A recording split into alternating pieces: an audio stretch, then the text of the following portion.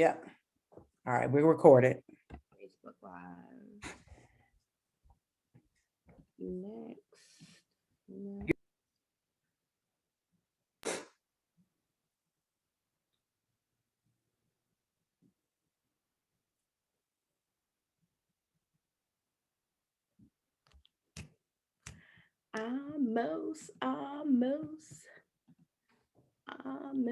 Almost. Let me tag you in this post.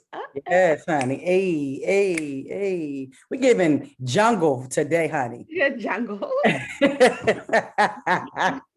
fever. We're giving jungle, but not jungle fever, honey. We on Facebook.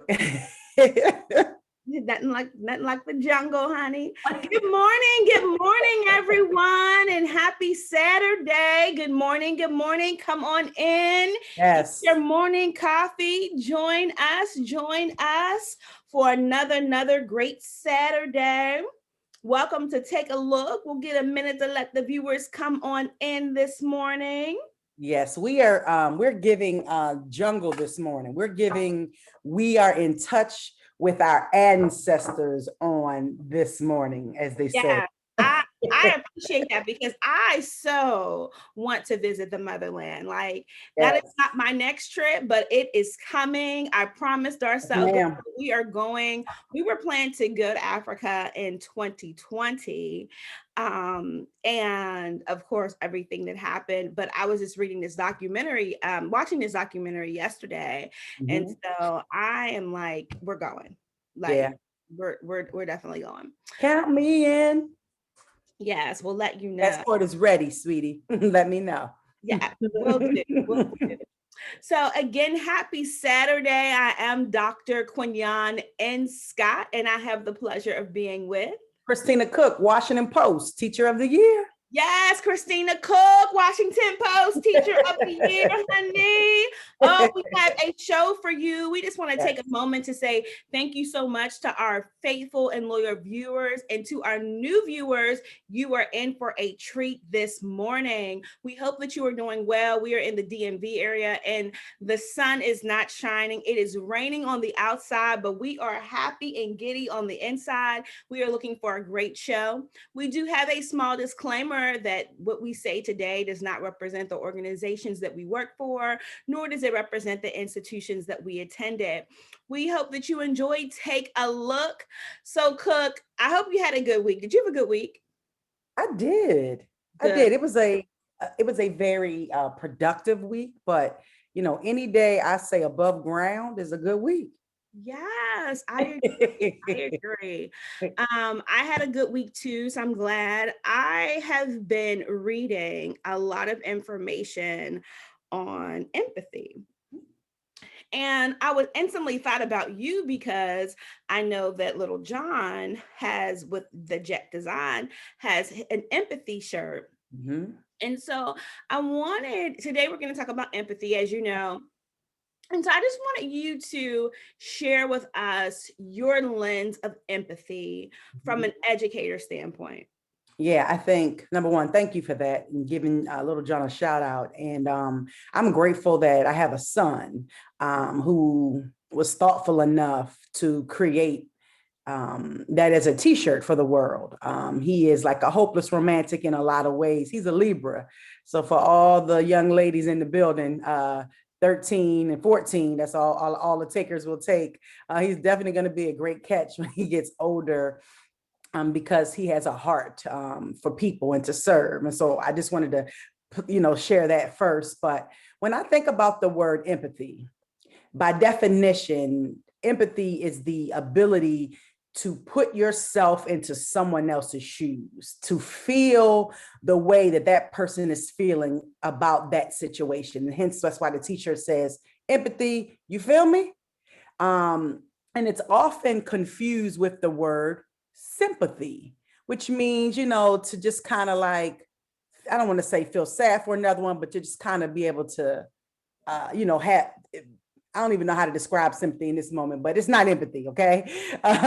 Sympathy is just, oh, I'm sorry that happened. But when someone is empathetic, they literally are putting themselves in the emotional place of where that person is. So as we talk about education, right? I'm sitting here thinking and having empathy for all the teachers who are absolutely worn out.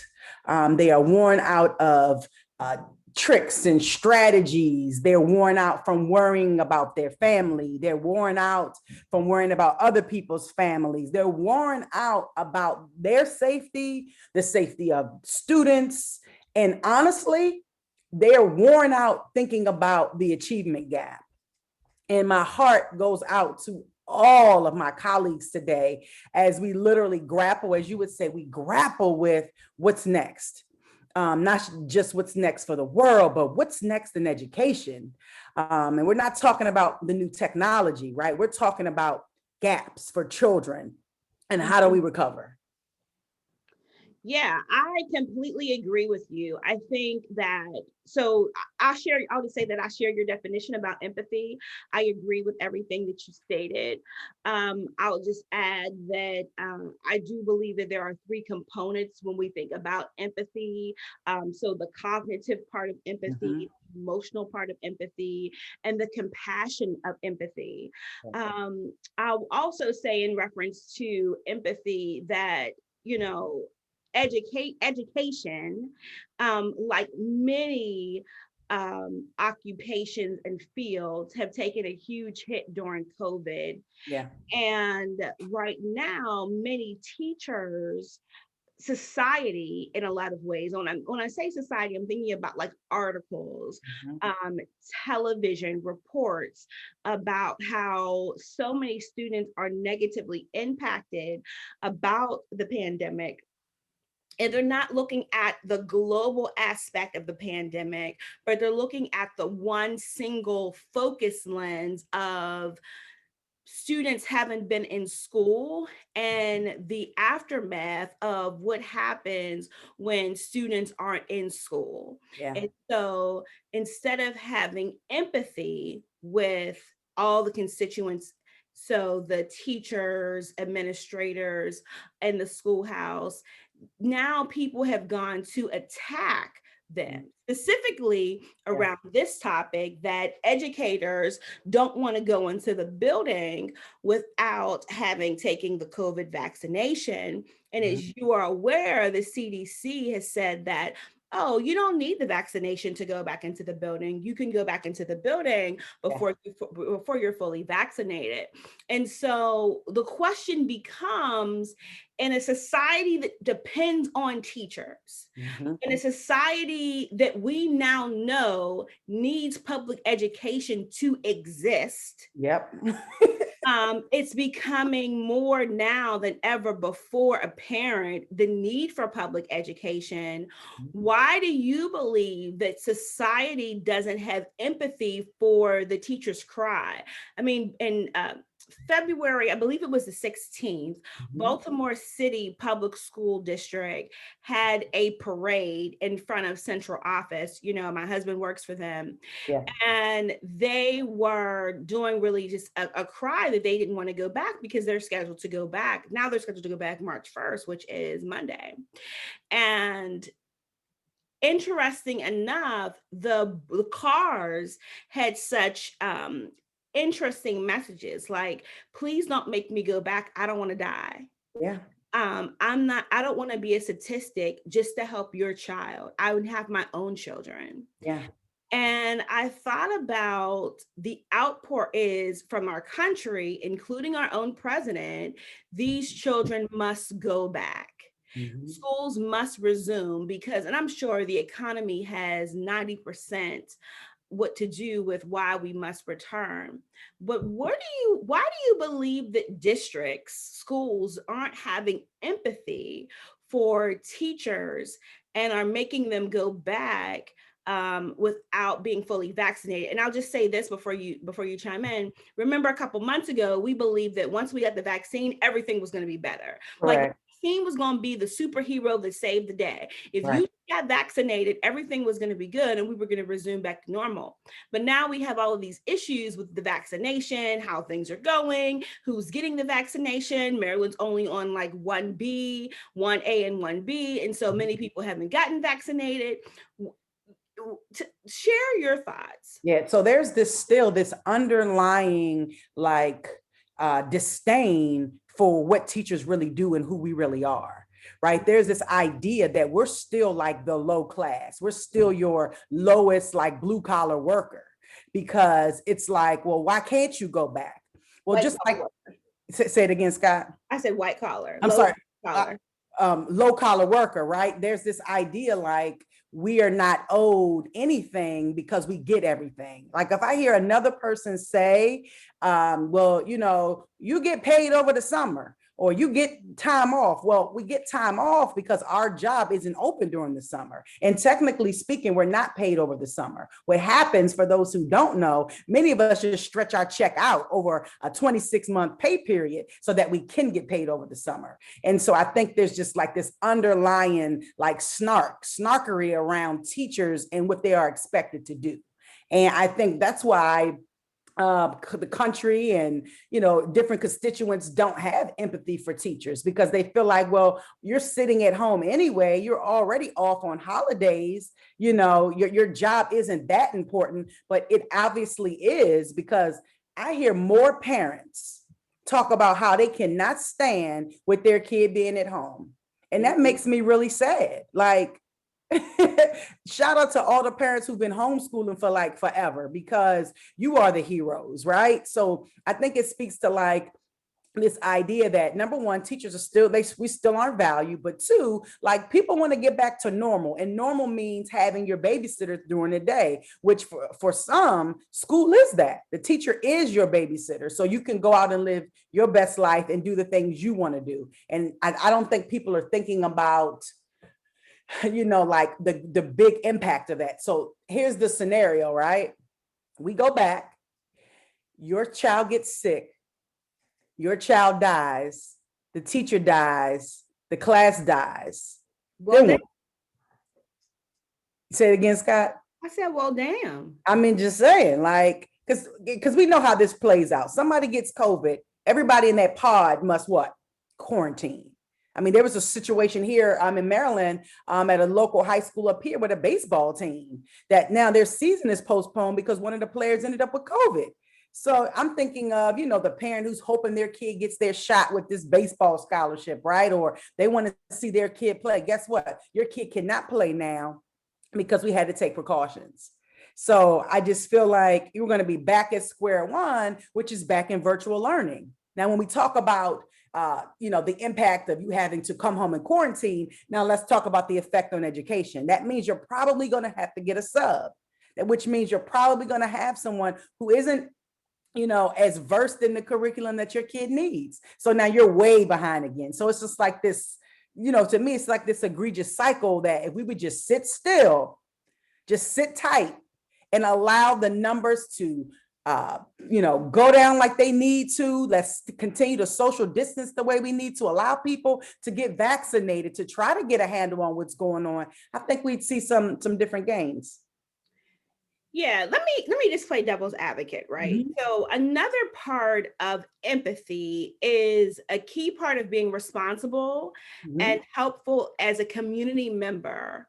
It's also ensuring that young people have what they need in order for them to be productive. Mm-hmm. And so if you look at the cognitive part of empathy, which is the responsibility of the community, and you don't really focus on sort of like the particular, all of the what ifs that could happen that we just went through, do you believe that it's our responsibility as educators to ensure that students are back in school as soon as possible? I think yes, when it's safe and not a moment before. That's how I feel. When it's safe, but not a moment before. Because here's the thing, what's our plan once we go back, right? We're talking about academics, we're talking about Common Core, but are we talking about the mental? Right? That's the first lesson that needs to roll out, is how do we deal with, like, for some of us, tragedy? How do we deal with massive change? That needs to be like the curriculum going back, right? We have to teach kids how to do school again. We literally have to teach teachers how to do school again, because we're coming up on our 1 year anniversary here in March. We haven't been in a building with that routine of hall duty, meetings in a building, right? We know how to do Zoom, but that means we have to now show up differently when we're coming back into a building. We have to speak differently coming back into a building. So I agree, it is our responsibility to ensure that kids get everything they need, but not at their detriment and not at the detriment of teachers. Because this is what I believe is going to end up happening. When you force people's hands, right, you force their hand.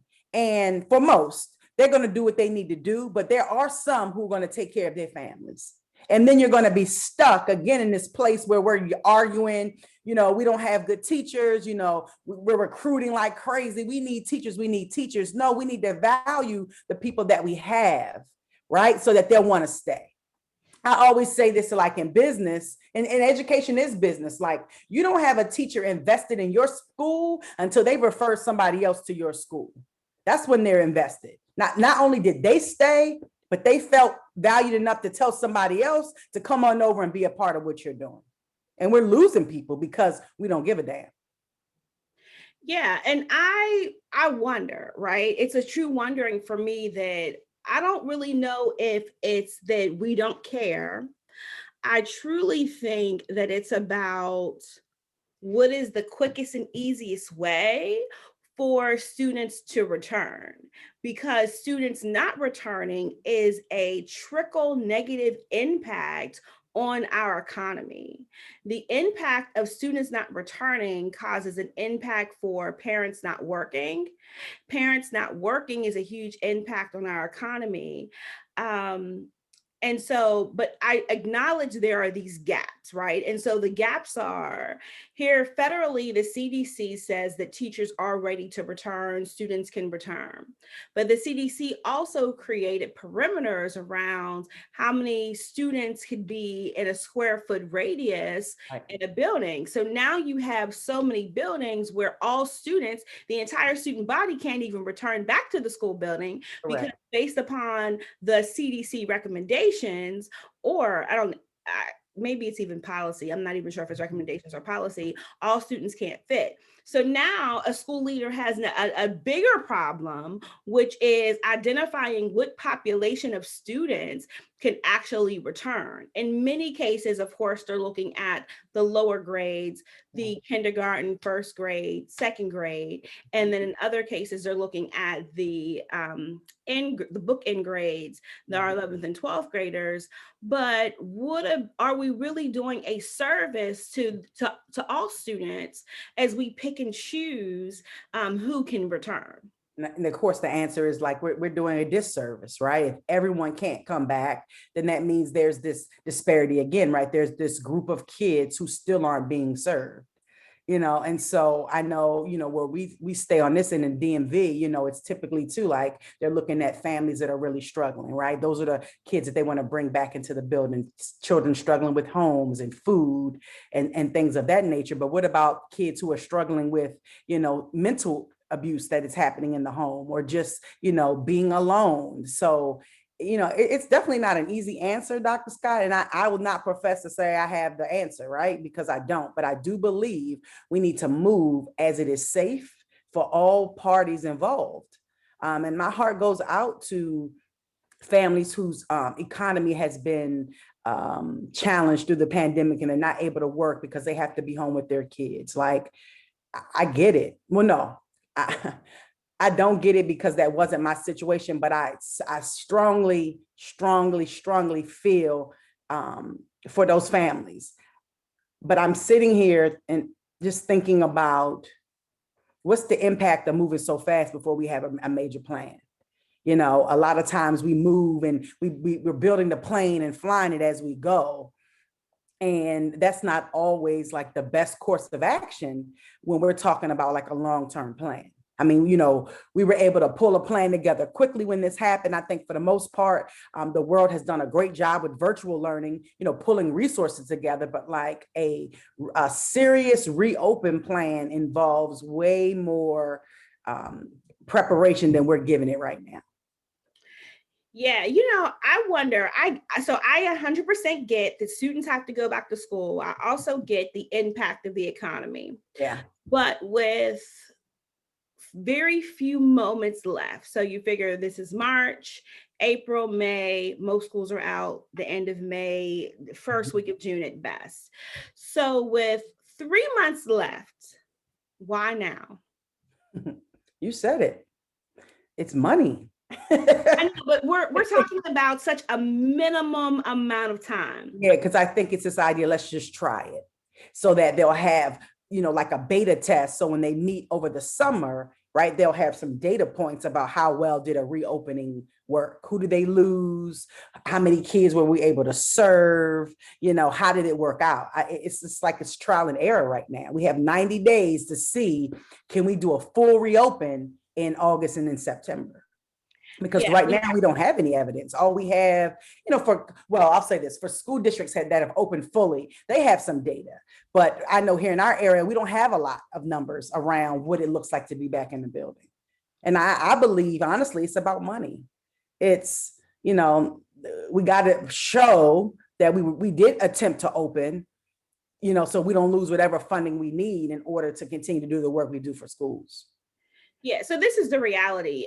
When I'm thinking about funding, schools at this point have more funding than they've ever had before, for several reasons. One, of course, the government provided a large amount of money to schools just to cover PPE materials. Many schools aren't back in session, so they have that money. Of course, we know that some schools, especially large districts, use it for filtering systems, providing PPE materials, but you still have a large part of money to help transition. And I was thinking for the last 2 weeks, one of our viewers, a deaconess at my former church, Deaconess Boyer, said something about counselors being in the classrooms. So that really resonated with me. We've talked about sort of like the mental health and that transition. Yeah. And I was thinking like, it's going to be so important for school districts to use this money to bring in additional social workers and psychologists, even from a contractual standpoint, from March to May, June, in order for students to be able to transition. I was thinking about, when we've experienced school tragedy, and one of the ways that we helped the students transition is that we had an outside counselor who could provide support for the students for the things that they were feeling. And I think that going back to empathy, it's going to be really important for you to tune in, you meaning administrators, district level leaders, to tune into how the members of the schoolhouse are feeling. Yes. I think before we bring back teachers, it's going to be so important to have a transition solid plan for all staff members so that they're on the same page. I'm thinking about not just doing team building activities, community support activities, but I was also thinking about like restorative practices. Absolutely. We got into the circle and people being able to freely share their emotions, freely break the ice and talk about the transitions that they've experienced during this year's time of being at home or dealing with pandemic. I mean, when you think about the number of deaths, when you think about the riots, when you think about the insurrection, there's just been a number of tragic things that we've experienced as Americans, that we've experienced as Black Americans, that many leaders are going to have to deal with. Because if you don't deal with that, what's going to be the impact when these educators are now in front of children? Yeah, I mean, it's going to trigger so many emotions. There was something I saw on, I think it was Facebook, about a teacher in Oklahoma who was offended because a kid had on like this, Black Power shirt. Yes, I got that. Yeah, I'm just like, really, dude? So I think, we're going to create a bigger problem if we don't address the elephant in the room and have those courageous conversations on the front end, right? Because again, your teachers are on the front lines dealing with not only their own emotional baggage, but now the emotional baggage of every student who sets foot into their into their room. And, you know, it's easy to say, oh, don't take it home with you. But I haven't met a great teacher yet that doesn't take home their students with them in their hearts, whether they're taking home their work to grade, but their situations, their lives become a part of our lives. We're like intertwined with our families because we spend more time at school than we do any place else. Yeah. And so I think, you know, here's a great opportunity to really push character education in a way that it's never been pushed before, right? Here's a great way to have kids, like you mentioned, participate in like restorative justice and get zen with it and get back to themselves and find their own yogi, you know, to be ready to tackle the challenges that life is still going to continue to put in front of us, because life is still happening while all these things are going on around us. But the question is, how do we now deal and manage with how life is handling us and, you know, dealing out situations? Yeah. I was thinking about, so both of us have lost parents at fairly early ages. Yeah. And I was thinking about when my father passed away, my uncle was like, Quinion, you have to handle this. If you don't deal with your feelings today, you will deal with them later. Yeah. And so I'm like, oh no, I'm ready. Like I can remember like the day that my father passed away, I was like, okay, we have to get the programs together. We have to make sure this is together. And he was like, you got to deal with your emotions. And he kept saying it to me over time. And I remember, so my father passed in 99. I got married in 16. And I remember when I was getting married, I had all of these like unresolved dad emotions. Like I was crying profusely. I just couldn't believe that my dad wasn't there. Like it was just so difficult for me. And I remember, shout out to Elisha Waters, Elisha James Waters, my girlfriend, who was one of my bridesmaids. She just was like constantly praying for me and praying over for me because I was like losing it. And I thought about the unresolved of not dealing with bereavement. Oh, yeah. And this idea of, you know, you go through bereavement stages, but in many cases, sometimes you stay at a particular stage for way too long. And so I recognized that I was at this one particular stage. I had reverted back to this like denial stage. Yeah. So I had to identify what stage I was in order for me to get out of the stage. Yeah. And so it was definitely a process over time that needed to happen. And I think that you mentioned, you know, there will be lots of triggers. And so I'm thinking about, you know, sometimes we may not have been affected personally with death, but we don't know how another's death has triggered someone else. Oh, So absolutely. thinking about like, I don't know why Chad's Boswick deaths bothered me like to no end, but I can remember being so sad and emotional, like he was like my good cousin. And I was thinking about, I didn't process if his death triggered something else, but I will say that it's going to be so important for leaders to have people in place to help support these triggers, because ultimately you're not going to get quality teaching or learning if you don't process these feelings. Yeah, I appreciate you for sharing that, Scott. I really do, because it triggered me to think about how quickly I transitioned back to life when my mom passed in 2007. And I remember that year so much happened. I took a new job, had a new baby, and my mom died within like a 6-month period. And I remember, just like you, having to get the program together, having to make sure that the person singing the song was on point and they could sing that soprano like they needed to. And just, I was in the muck and mire of the logistics of everything. And it wasn't until 2008, actually that spring, that I was helping some students work on a memoir. And I made a decision that I was going to write about my mom in that memoir, just to model, right? To get the authentic writing. But what I didn't realize is that model would have become the opening, the door to my own personal therapy about dealing with my mother's death. And I'll never forget it, Scott. This was back when we had the projector with the screen. You could spin it around and project that way. Some of y'all don't know what I'm talking about. Old school teachers in the building know what I'm talking about.